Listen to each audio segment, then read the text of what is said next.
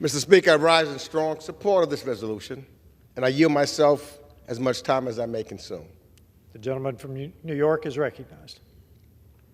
Mr. Speaker, Putin's Russia has abandoned all the international systems that help countries interact and help build good faith and greater security.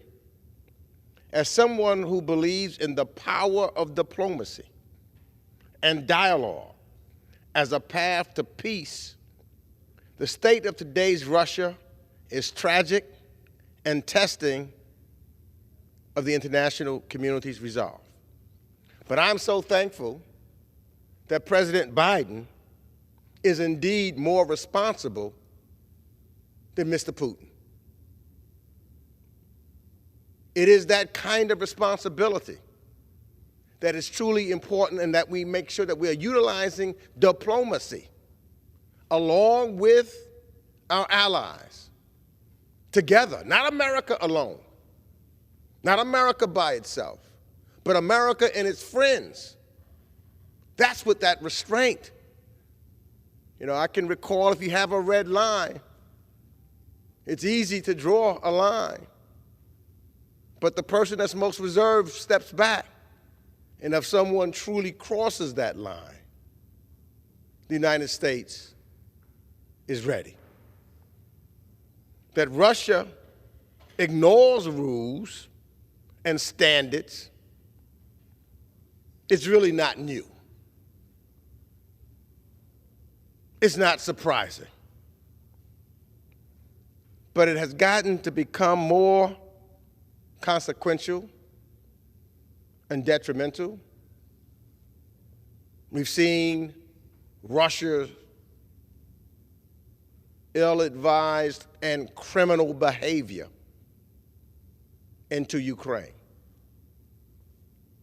That's why the United States, under President Biden's leadership, has created the strong bond with our NATO and European allies and others all across the world. But again, when I think of March 14th and the Russian pilot's decision to release jet fuel upon American surveillance drone and clip the aircraft, it indeed was a reckless move that caused the drone to crash into the Black Sea. It was an unprofessional and dangerous maneuver. And it marked the first time since the Cold War that Russia has downed a U.S. aircraft. This incident added to the already heightened tensions between the United States and Russia as Vladimir Putin continued his war of aggression in Ukraine. And while our pilots and military work carefully to avoid such incidents, again, prudence, responsibility. I don't want to be like Vladimir Putin or the Russians. Don't want to imitate them. But Russia is about to play with fire. So thankfully, we have a professional military that knows the power of restraint. But this resolution rightfully condemns the March 14th incident and lets them know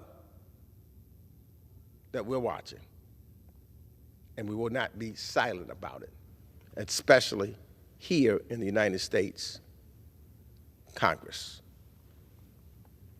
So I encourage all of my colleagues to support this resolution, and I reserve the balance of my time.